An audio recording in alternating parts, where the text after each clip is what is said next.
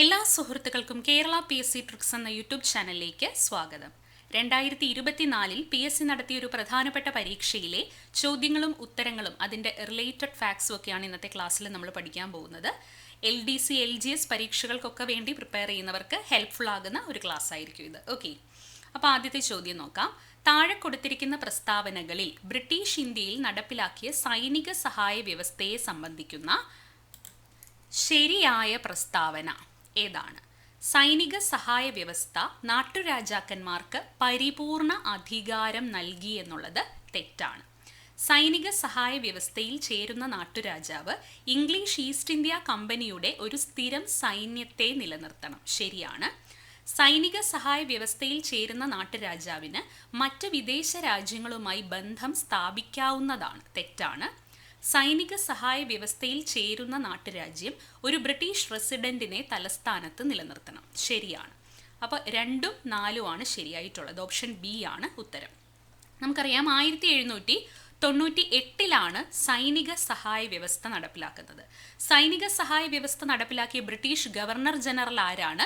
Wellesley പ്രഭുവാണ്. 1798 Wellesley പ്രഭുവാണ് സൈനിക സഹായ വ്യവസ്ഥ നടപ്പിലാക്കിയത്. അപ്പോൾ ഈ ഒരു നിയമത്തിൽ പറയുന്ന പ്രധാനപ്പെട്ട കാര്യങ്ങൾ എന്തൊക്കെയാണ്? ഈ വ്യവസ്ഥയിൽ ചേരുന്ന നാട്ടുരാജാവ് ഇംഗ്ലീഷ് ഈസ്റ്റ് ഇന്ത്യ കമ്പനിയുടെ ഒരു സ്ഥിരം സൈന്യത്തെ അദ്ദേഹത്തിൻ്റെ നാട്ടുരാജ്യത്ത് നിലനിർത്തണം. ഇംഗ്ലീഷ് ഈസ്റ്റ് ഇന്ത്യ കമ്പനിയുടെ ഒരു സ്ഥിരം സൈന്യത്തെ നാട്ടുരാജ്യത്ത് നിലനിർത്തണം. ആ സൈന്യത്തിൻ്റെ സമ്പൂർണ്ണ ചെലവ് ആര് വഹിക്കണം? ഈ നാട്ടുരാജാവ് വഹിക്കേണ്ടതാണ്.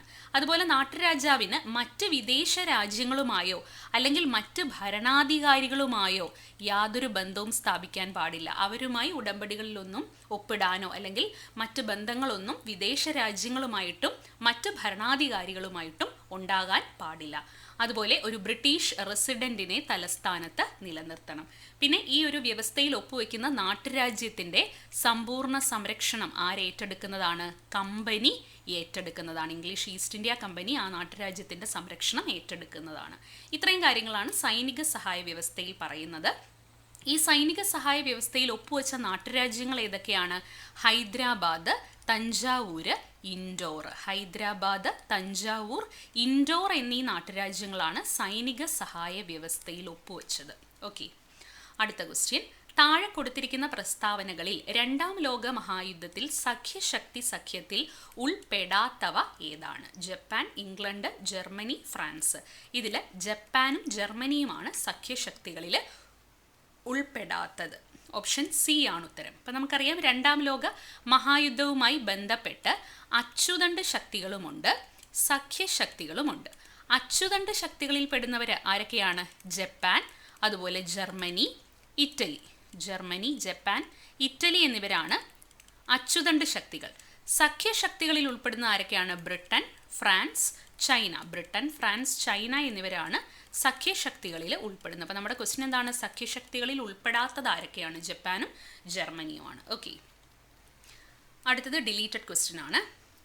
ഇനി താഴെ കൊടുത്തിരിക്കുന്ന വിവരണങ്ങളിൽ തമിഴ് സംഘ കാലഘട്ടത്തിലെ രാജവംശങ്ങളിൽ ഉൾപ്പെടാത്തവ ഏതാണ്? ചേര രാജവംശം, മൂഷക രാജവംശം, ആയി രാജവംശം, ചോള രാജവംശം. ഇതിൽ മൂഷക രാജവംശം, ആയി രാജവംശം ഇത് രണ്ടും സംഘകാലഘട്ടത്തിൽ ഉൾപ്പെടുന്നില്ല. ചേര രാജവംശവും ചോള രാജവംശവുമാണ് സംഘകാലഘട്ടത്തിൽ ഉൾപ്പെടുന്നത്. അപ്പോൾ ഉൾപ്പെടാത്തതാണ് നമ്മളോട് ചോദിച്ചിരിക്കുന്നത്. ഓപ്ഷൻ സി ആണ് ഉത്തരം.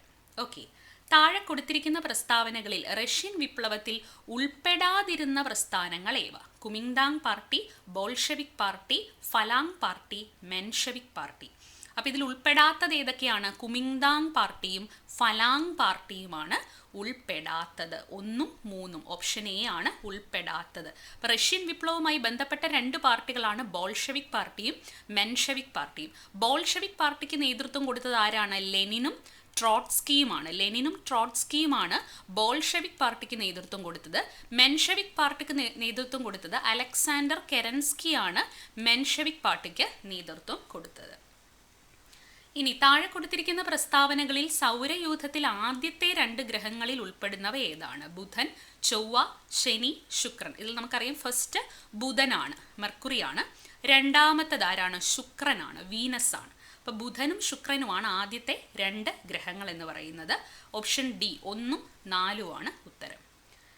അഗ്നിപർവ്വതങ്ങളിലൂടെ ബഹിർഗമിക്കുന്ന ശിലാദ്രവത്തിന്റെ പ്രഭവ മണ്ഡലമാണ് ഓപ്ഷൻ സി അസ്തനോസ്ഫിയർ. അഗ്നിപർവ്വതങ്ങളിലൂടെ ബഹിർഗമിക്കുന്ന ശിലാദ്രവത്തിന്റെ പ്രഭവ മണ്ഡലം ആണ് അസ്തനോസ്ഫിയർ. താഴെ നൽകിയിട്ടുള്ളതിൽ മിസോസ്ഫിയറിന്റെ സവിശേഷതകൾ ഏതൊക്കെയാണ്? അന്തരീക്ഷ പാളികളിൽ മിസോസ്ഫിയറിന്റെ സവിശേഷതകൾ: വൈദ്യുതി ചാർജുള്ള അയോൺ കണികകളുടെ സാന്നിധ്യമുള്ള പാളിയാണിത്. ശരിയാണ്. സൂര്യനിൽ നിന്ന് പ്രസരിക്കുന്ന ഏറ്റവും അപകടകാരിയായ അൾട്രാ വയലറ്റ് രശ്മികളെ ആഗിരണം ചെയ്ത് ഭൂമിയുടെ ഒരു രക്ഷാ കവചമായി വർത്തിക്കുന്നത് ഓസോൺ പാളിയിലാണ്. അതിവിടെയാണ് സ്ഥിതി ചെയ്യുന്നത് എന്നുള്ളത് തെറ്റാണ്. ഓസോൺ പാളി കാണപ്പെടുന്നത് ഏത് അന്തരീക്ഷ മണ്ഡലത്തിലാണ്? സ്ട്രാറ്റോസ്ഫിയറിലാണ് ഓസോൺ പാളി കാണപ്പെടുന്നത്. ഇനി ഭൂമിയിലെ എല്ലാ തരത്തിലുമുള്ള ജൈവ പ്രവർത്തനങ്ങളും നടക്കുന്നത് ഈ പാളിയിലാണെന്നുള്ളത് തെറ്റാണ്. അത് ട്രോപ്പോസ്ഫിയറിലാണ് നടക്കുന്നത്. ഭൂമിയിൽ നിന്നും അയക്കുന്ന റേഡിയോ തരംഗങ്ങളെ പ്രതിഫലിപ്പിച്ച് ഭൂമിയിലേക്ക് തന്നെ തിരിച്ചയക്കുന്നത് ഈ പാളിയാണ് എന്നുള്ളത് ശരിയാണ്. അപ്പോൾ 1, 4 ആണ് ഇതിൻ്റെ സവിശേഷതകളിൽ ഉൾപ്പെടുന്നത്. മിസോസ്ഫിയറിൻ്റെ പ്രത്യേകതകളാണ്: വൈദ്യുതി ചാർജുള്ള അയോൺ കണികകളുടെ സാന്നിധ്യമുള്ള പാളിയാണ്, ഭൂമിയിൽ നിന്നും അയക്കുന്ന റേഡിയോ തരംഗങ്ങളെ പ്രതിഫലിപ്പിച്ച് ഭൂമിയിലേക്ക് തന്നെ തിരിച്ചയക്കുന്നതും ഈ പാളിയാണ്. ഓക്കെ. ഇനി കാരക്കോറം, സസ്കർ, പീർ പഞ്ചൽ എന്നീ പർവ്വതനിരകൾ ഉൾപ്പെടുന്ന ഹിമാലയം ഏതാണ്? ഓപ്ഷൻ എ കാശ്മീർ ഹിമാലയം. കാരക്കോറം, സസ്കർ, പീർ പഞ്ചൽ എന്നീ പർവ്വതനിരകൾ ഉൾപ്പെടുന്നത് കശ്മീർ ഹിമാലയത്തിലാണ്. അറബിക്ക, റോബസ്റ്റ, ലിബറിക്ക എന്നീ 3 ഇനം ഏതുമായിട്ടാണ് ബന്ധപ്പെട്ടത്? ഓപ്ഷൻ സി കാപ്പി. കാപ്പി ഇനങ്ങളാണ് അറബിക്ക, റോബസ്റ്റ, ലിബറിക്ക. ഇന്ത്യയിൽ ഏറ്റവും കൂടുതൽ കാപ്പി ഉൽപ്പാദിപ്പിക്കുന്ന സംസ്ഥാനം ഏതാണ്? കർണാടകയാണ്. ഓക്കെ. ചാലിയാർ നദി ഉത്ഭവിക്കുന്നത് എവിടെ നിന്നാണ്? ഓപ്ഷൻ ഡി ഇളമ്പാരി മലയിൽ നിന്നുമാണ്. ചാലിയാർ നദി ഉത്ഭവിക്കുന്നത് ഇളമ്പാരി മലയിൽ നിന്നുമാണ്. ആനമലയിൽ നിന്നും ഉത്ഭവിക്കുന്നത് ഏതാണ്? ഭാരതപ്പുഴ. ഭാരതപ്പുഴ ആനമലയിൽ നിന്നുമാണ് ഉത്ഭവിക്കുന്നത്. അപ്പോൾ ഇളമ്പാരി മലയിൽ നിന്നുമാണ് ചാലിയാർ ഉത്ഭവിക്കുന്നത്. ചന്ദ്രനിലെ ശിവശക്തി പോയിന്റ് ഏത് 2 ഗർത്തത്തിനിടയിലാണ് സ്ഥിതി ചെയ്യുന്നത്?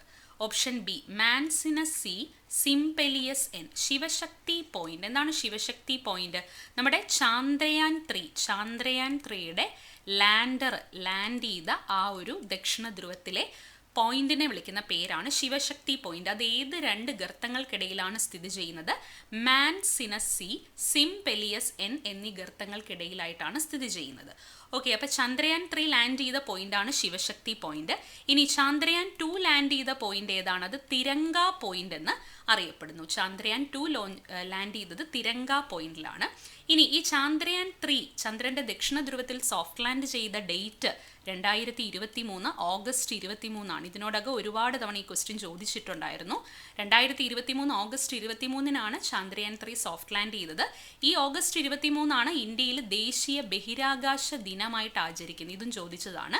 ഇന്ത്യയിൽ ദേശീയ ബഹിരാകാശ ദിനമായിട്ട് ആചരിക്കുന്നത് ഓഗസ്റ്റ് 23 ഓക്കെ. അതുപോലെ ചന്ദ്രയാൻ 3 വിക്ഷേപിച്ച തീയതിയും റീസെൻ്റ് ആയിട്ട് ചോദിച്ചിട്ടുണ്ടായിരുന്നു. 2023 ജൂലൈ 14 ചന്ദ്രയാൻ 3 വിക്ഷേപിച്ചത്. ഓക്കെ. അപ്പോൾ ശിവശക്തി പോയിന്റ് ഏത് 2 ഗർത്തത്തിനിടയിലാണ്? Manzinus C, Simpelius N.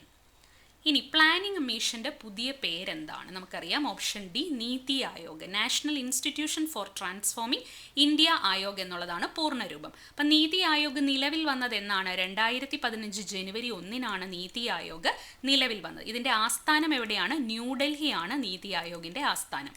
നീതി ആയോഗിൻ്റെ ചെയർമാൻ ആരാണ്? പ്രധാനമന്ത്രി. നിലവിൽ നരേന്ദ്രമോദിയാണ് നീതി ആയോഗിൻ്റെ ചെയർമാൻ. ഇനി പ്ലാനിംഗ് കമ്മീഷൻ നിലവിൽ വന്നത് എന്നാണ്? 1950 മാർച്ച് 15 പ്ലാനിംഗ് കമ്മീഷൻ നിലവിൽ വന്നത്. പ്ലാനിംഗ് കമ്മീഷന്റെ ആദ്യ ചെയർമാൻ ആരായിരുന്നു? ജവഹർലാൽ നെഹ്റു ആയിരുന്നു പ്ലാനിംഗ് കമ്മീഷന്റെ ആദ്യ ചെയർമാൻ. പ്ലാനിംഗ് കമ്മീഷന്റെ ആദ്യ ഉപാധ്യക്ഷൻ ആരായിരുന്നു? ഗുൽസാരിലാൽ നന്ദ. ഗുൽസാരിലാൽ നന്ദയായിരുന്നു പ്ലാനിംഗ് കമ്മീഷന്റെ ആദ്യ ഉപാധ്യക്ഷൻ. ഓക്കെ. ഹരിത വിപ്ലവത്തിന്റെ പിതാവ് എന്നറിയപ്പെടുന്നത്? ഓപ്ഷൻ ഡി MS സ്വാമിനാഥനാണ് ഇന്ത്യൻ ഹരിത വിപ്ലവത്തിന്റെ പിതാവ് എന്ന് അറിയപ്പെടുന്നത്. 2023 സെപ്റ്റംബർ 28 അദ്ദേഹം അന്തരിച്ചത്. ഇനി ഹരിത വിപ്ലവത്തിന്റെ ഏഷ്യൻ ഗേഹം എന്നറിയപ്പെടുന്ന രാജ്യം ഏതാണ്? ഫിലിപ്പൈൻസ് ആണ്. ഹരിത വിപ്ലവത്തിന്റെ ഏഷ്യൻ ഭവനം അല്ലെങ്കിൽ ഏഷ്യൻ ഗേഹം എന്നറിയപ്പെടുന്ന രാജ്യമാണ് ഫിലിപ്പൈൻസ്. ഗ്രാമവികസനത്തിന് ഗ്രാമീണ വായ്പ നൽകുന്ന പ്രധാനപ്പെട്ട ധനകാര്യ സ്ഥാപനം? Option D നബാർഡാണ്. ഗ്രാമവികസനത്തിന് ഗ്രാമീണ വായ്പ നൽകുന്ന പ്രധാനപ്പെട്ട ധനകാര്യ സ്ഥാപനമാണ് നബാർഡ്. നബാർഡ് രൂപീകരിച്ചത് ഏത് വർഷമാണ്? 1982 1982 ജൂലൈ 12. 1982 ജൂലൈ 12 നബാർഡ് രൂപീകരിച്ചത്. നബാർഡിന്റെ ആസ്ഥാനം എപ്പോഴും ചോദിക്കാറുണ്ട്. മുംബൈ ആണ് നബാർഡിന്റെ ആസ്ഥാനം. അതുപോലെ ഏത് കമ്മിറ്റിയുടെ ശുപാർശ പ്രകാരമാണ് നബാർഡ് നിലവിൽ വന്നത്? ശിവരാമൻ കമ്മിറ്റിയുടെ ശുപാർശ പ്രകാരമാണ് നബാർഡ് നിലവിൽ വന്നത്. എല്ലാം പ്രീവിയസ് ക്വസ്റ്റ്യൻസ് ആണ്. ഓക്കെ. സാധനങ്ങളുടെ വില തുടർച്ചയായി വർദ്ധിക്കുന്ന പ്രതിഭാസത്തിന് പറയുന്ന പേരെന്താണ്? ഓപ്ഷൻ സി പണപ്പെരുപ്പം. സാധനങ്ങളുടെ വില തുടർച്ചയായി വർദ്ധിക്കുന്ന പ്രതിഭാസമാണ് പണപ്പെരുപ്പം. സാമ്പത്തിക വളർച്ച അളക്കുന്ന പ്രധാന അളവുകോൽ ഏതാണ്? Option B gross domestic product, GDP ആണ്. സാമ്പത്തിക വളർച്ച അളക്കുന്ന പ്രധാന അളവുകോലാണ് GDP. 2024-25 യൂണിയൻ ബജറ്റ് പാർലമെന്റിൽ അവതരിപ്പിച്ചതാരാണ്? ഓപ്ഷൻ ബി നിർമ്മല സീതാരാമനാണ് യൂണിയൻ ബജറ്റ് അവതരിപ്പിച്ചത്.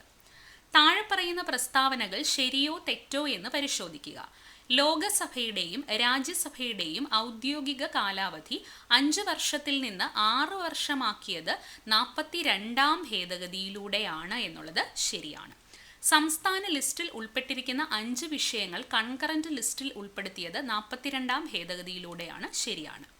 മൗലിക അവകാശങ്ങളുടെ പട്ടികയിൽ നിന്ന് സ്വത്തവകാശം നീക്കം ചെയ്തത് 44ാം ഭേദഗതിയിലൂടെയാണ് ശരിയാണ്.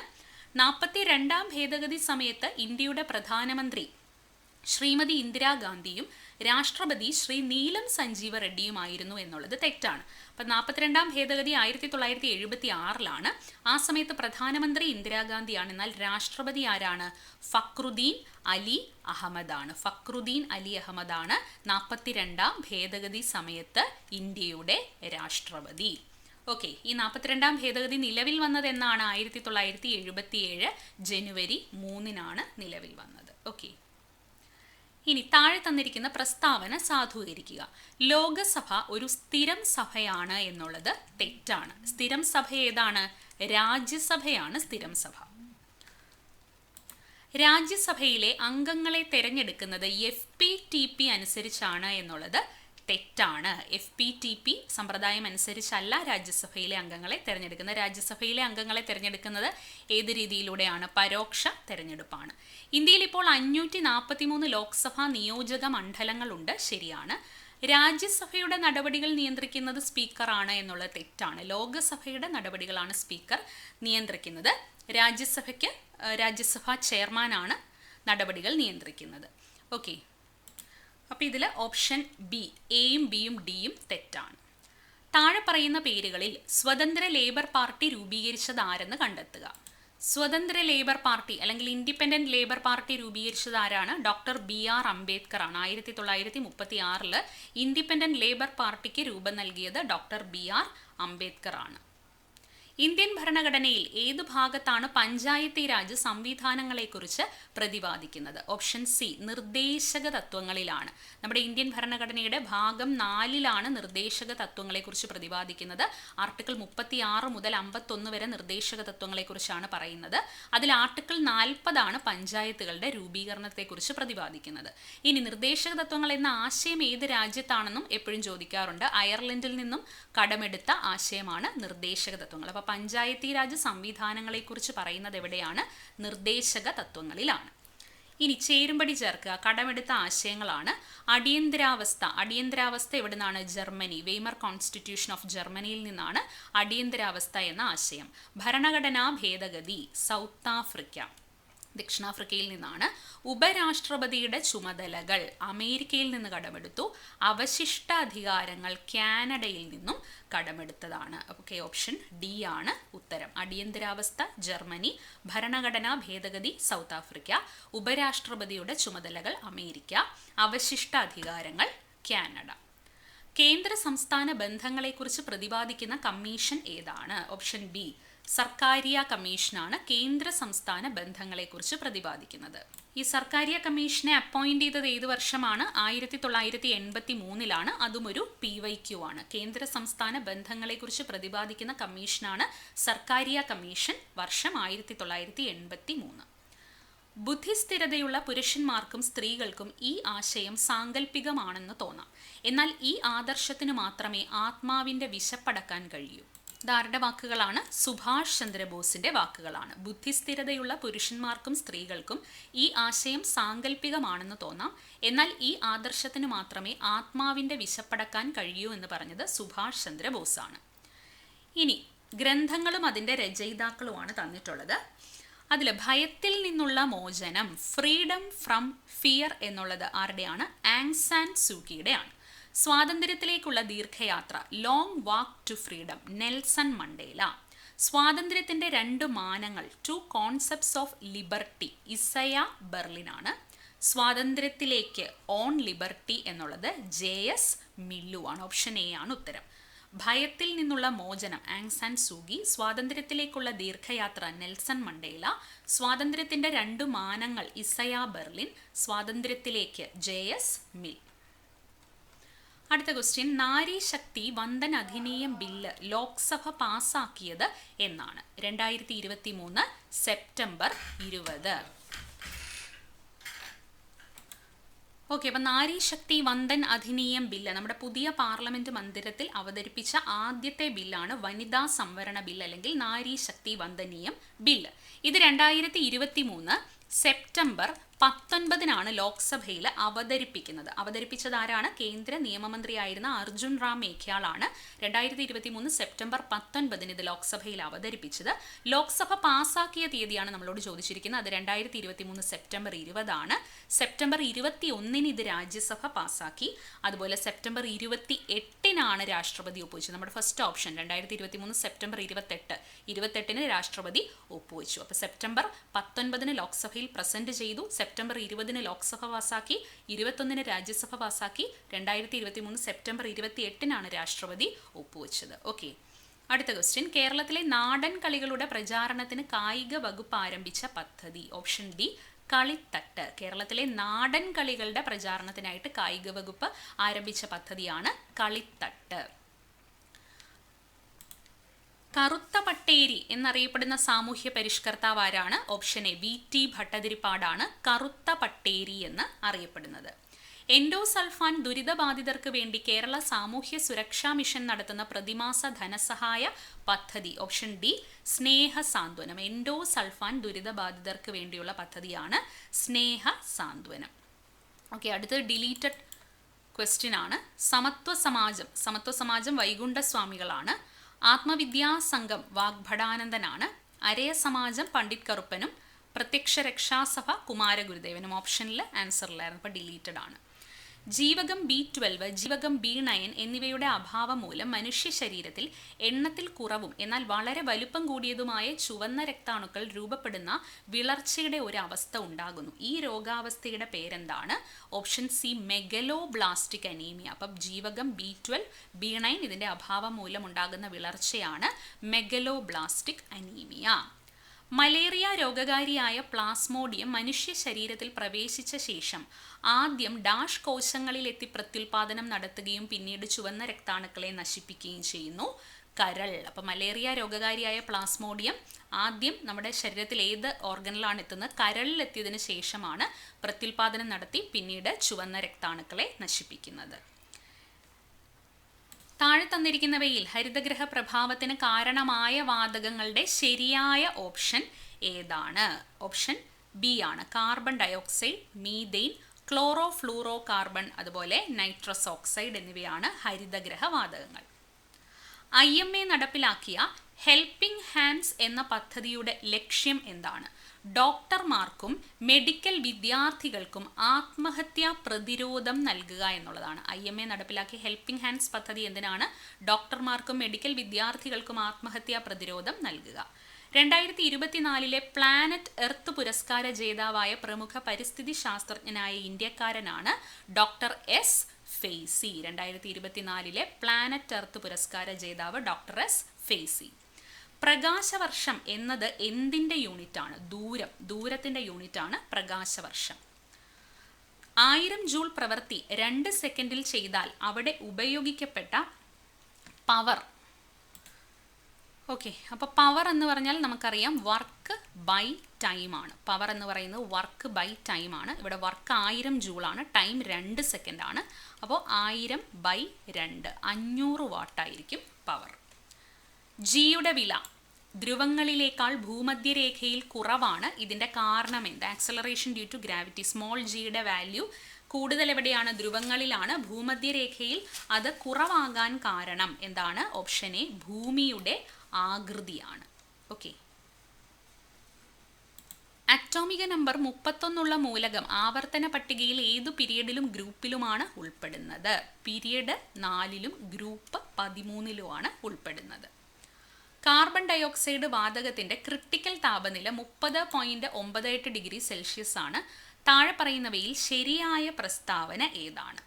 കാർബൺ ഡയോക്സൈഡ് വാതകത്തെ മർദ്ദം കൂട്ടിക്കൊടുത്ത് ദ്രാവകമാക്കി മാറ്റാൻ സാധിക്കുന്ന ഏറ്റവും ഉയർന്ന ഊഷ്മാവ് 30.98 ഡിഗ്രി സെൽഷ്യസ് ആണ്. അപ്പോൾ അതിൻ്റെ ക്രിട്ടിക്കൽ ടെമ്പറേച്ചർ എന്നുകൊണ്ട് ഉദ്ദേശിക്കുന്നത് എന്താണ്? കാർബൺ ഡയോക്സൈഡ് വാതകത്തെ മർദ്ദം കൂട്ടിക്കൊടുത്ത് ദ്രാവകമാക്കി മാറ്റാൻ സാധിക്കുന്ന ഏറ്റവും ഉയർന്ന ഊഷ്മാവ് 30.98 ഡിഗ്രി സെൽഷ്യസ് ആണ്. Okay. Potassium, magnesium, aluminium, silicon എന്നീ മൂലകങ്ങളുടെ ലോഹ സ്വഭാവത്തിൻ്റെ ശരിയായ ക്രമം ഏതാണ്? ഇതിൽ ഓപ്ഷൻ എ ആണ്. ഏറ്റവും കൂടുതൽ പൊട്ടാസ്യം, അത് കഴിഞ്ഞ് മഗ്നീഷ്യം, അത് കഴിഞ്ഞ് അലുമിനിയം, അത് കഴിഞ്ഞ് സിലിക്കൺ. ഇലക്ട്രിക് വാഹനങ്ങളുടെ ബാറ്ററി പ്രവർത്തനത്തിൽ പ്രധാന പങ്ക് വഹിക്കുന്ന ലോഹം ഏതാണ്? ഓപ്ഷൻ ഡി, ലിഥിയമാണ്. കൂടുതൽ വേഗത്തിൽ, ഉയരത്തിൽ, കരുത്തോടെ, ഒന്നിച്ച് എന്ന മുദ്രാവാക്യം ഏത് കായിക മേളയുടേതാണ്? ഓപ്ഷൻ സി, ഒളിമ്പിക്സിന്റെ മുദ്രാവാക്യമാണ് കൂടുതൽ വേഗത്തിൽ, ഉയരത്തിൽ, കരുത്തോടെ, ഒന്നിച്ച്. 2024 ഓസ്കാർ അവാർഡ് നേടിയ മികച്ച ചിത്രം ഏതാണ്? ഓപ്പൺഹൈമർ. ഓപ്ഷൻ ബി, ഓപ്പൺഹൈമർ ആണ് 2024 ഓസ്കാർ അവാർഡ് നേടിയ മികച്ച ചിത്രം. ഓക്കെ, അപ്പോൾ ഓപ്പൺഹൈമർ എന്ന് പറയുന്ന ഫിലിം ക്രിസ്റ്റഫർ നോളൻ സംവിധാനം ചെയ്ത ഓപ്പൺഹൈമറിനാണ് 2024 ഓസ്കാർ അവാർഡ്. 7 അവാർഡ്സ് ആണ് ഈ ഒരു ഫിലിമിന് ലഭിച്ചത്. അവനിവൻ എന്നറിയുന്നതൊക്കെ ഓർത്താൽ അവനിൽ ആദിമമായൊരു ആത്മരൂപം, അവനവൻ ആത്മസുഖത്തിനാചരിക്കുന്നവയെ അപരന് സുഖത്തിനായി വരയണം. ശ്രീനാരായണ ഗുരുവിൻ്റെ ഈ വരികൾ ഏത് കൃതിയിലേതാണ്? ഓപ്ഷൻ ബി, ആത്മോപദേശ ശതകം. അടുത്ത ക്വസ്റ്റ്യൻ, CN ശ്രീകണ്ഠൻ നായരുടെ രാമായണ നാടകങ്ങൾ ഏതെല്ലാം എന്നാണ്? സാകേതം, കലി, ദൈവത്താർ, ലങ്കാലക്ഷ്മി. ഇതിൽ സാകേതം, അതുപോലെ ലങ്കാലക്ഷ്മി, ഇത് രണ്ടുമാണ് CN ശ്രീകണ്ഠൻ നായരുടെ രാമായണ നാടകങ്ങൾ. Option C 1, 4. ഈ കലി എന്ന് പറയുന്നതും CN ശ്രീകണ്ഠൻ നായരുടെ നാടകമാണ്, പക്ഷേ അത് രാമായണ നാടകമല്ല. ദൈവത്താർ ആരുടെയാണ്? കാവാലം നാരായണ പണിക്കരുടെ നാടകമാണ് ദൈവത്താർ. അതും ഒരു PYQ ആണ്. അപ്പോൾ CN ശ്രീകണ്ഠൻ നായരുടെ രാമായണ നാടകങ്ങൾ സാകേതം, ലങ്കാലക്ഷ്മി.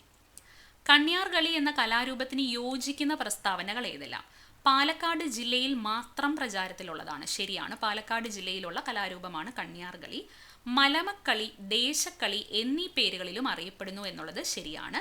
ചിലപ്പതികാരത്തിലെ കണ്ണകി ദേവിയെ പ്രീതിപ്പെടുത്താനുള്ള കളിയാണിത് എന്നുള്ളതും ശരിയാണ്. 3 സ്റ്റേറ്റ്മെൻറ്റ്സും ശരിയാണ്. അപ്പോൾ കണ്യാർകളി പാലക്കാട് ജില്ലയിൽ മാത്രം പ്രചാരത്തിലുള്ളതാണ്. മലമക്കളി എന്നും ദേശക്കളി എന്നും ഇത് അറിയപ്പെടുന്നുണ്ട്. ചിലപ്പതികാരത്തിലെ കണ്ണകി ദേവിയെ പ്രീതിപ്പെടുത്താനുള്ള കളിയാണ് കണ്യാർകളി. ഇന്ത്യൻ ഭാഷകളിലെ മികച്ച സാഹിത്യ സൃഷ്ടിക്ക് നൽകി വരുന്ന സരസ്വതി സമ്മാൻ പുരസ്കാരം ലഭിച്ചവർ ആരെല്ലാമാണ്? ആശാപൂർണാദേവി, ശരൺകുമാർ ലിംബാളെ, പ്രഭാവർമ്മ, M. ലീലാവതി. നമുക്ക് തന്നിട്ടുള്ളതിൽ ശരൺകുമാർ ലിംബാളേക്കും പ്രഭാവർമ്മയ്ക്കുമാണ് സരസ്വതി സമ്മാൻ ലഭിച്ചത്. 2020 സരസ്വതി സമ്മാൻ ജേതാവാണ് ശരൺകുമാർ ലിംബാളെ. 2023 സരസ്വതി സമ്മാൻ ജേതാവ് ആരാണ്? പ്രഭാവർമ്മ. അതൊരു ഇമ്പോർട്ടൻറ്റ് പോയിന്റ് ആണ്. 2023 സരസ്വതി സമ്മാൻ ജേതാവ് പ്രഭാവർമ്മയാണ്. അപ്പോൾ ഓപ്ഷൻ ബി ആണ് ഉത്തരം. അപ്പോൾ 2023 പ്രഭാവർമ്മയ്ക്ക് അവാർഡ് ലഭിച്ചത് ഏത് കൃതിക്കാണെന്നും കൂടെ ഓർത്തിരിക്കുക. രൗദ്ര സാത്വികം എന്ന കൃതിക്കാണ് 2023 പ്രഭാവർമ്മയ്ക്ക് സരസ്വതി സമ്മാൻ ലഭിച്ചത്. ഇനി നിയമങ്ങളുമായി ബന്ധപ്പെട്ട കുറച്ച് ക്വസ്റ്റ്യൻസും കൂടിയുണ്ട്. 2012 ലൈംഗിക അതിക്രമങ്ങളിൽ നിന്നുള്ള കുട്ടികളുടെ സംരക്ഷണ നിയമം അനുസരിച്ച് ഒരു കുട്ടിയുടെ മേൽ ലൈംഗിക ആക്രമണം നടത്തിയാൽ താഴെ പറയുന്നവയിൽ ഏത് ശിക്ഷയാണ് നിർദ്ദേശിക്കുന്നത്? ലൈംഗിക ആക്രമണം നടത്തിയാൽ പിഴയോടുകൂടി 5 വർഷം വരെ തടവാണ്. പിഴയോടുകൂടി 5 വർഷം വരെ തടവ്. 2012 ലൈംഗിക അതിക്രമങ്ങളിൽ നിന്നുള്ള കുട്ടികളുടെ സംരക്ഷണ നിയമം അനുസരിച്ച് താഴെ പറയുന്നവയിൽ ഗൗരവതരമായ ലൈംഗിക ആക്രമണം അല്ലാത്തത് ഏതാണ്? ഒന്നിലധികം തവണ കുട്ടിക്ക് നേരെയുള്ള ലൈംഗിക അതിക്രമം, 16 വയസ്സിന് താഴെയുള്ള ഒരു കുട്ടിക്ക് നേരെയുള്ള കടന്നുകയറ്റത്തിലൂടെയുള്ള ലൈംഗിക അതിക്രമം, ഒരു കുട്ടിക്ക് നേരെ സംഘം ചേർന്ന് കടന്നുകയറ്റത്തിലൂടെയുള്ള ലൈംഗിക അതിക്രമം, മുകളിൽ കൊടുത്തിരിക്കുന്നതൊന്നുമല്ല. അപ്പോൾ ഇതിൽ ഉൾപ്പെടാത്തത്, ഗൗരവതരമായ ലൈംഗിക ആക്രമണത്തിൽ പെടാത്തത് ഏതാണെന്ന് ചോദിച്ചാൽ ഓപ്ഷൻ ബി ആണ്. 16 വയസ്സിന് താഴെയുള്ള ഒരു കുട്ടിക്ക് നേരെയുള്ള കടന്നുകയറ്റത്തിലൂടെയുള്ള ലൈംഗിക അതിക്രമം.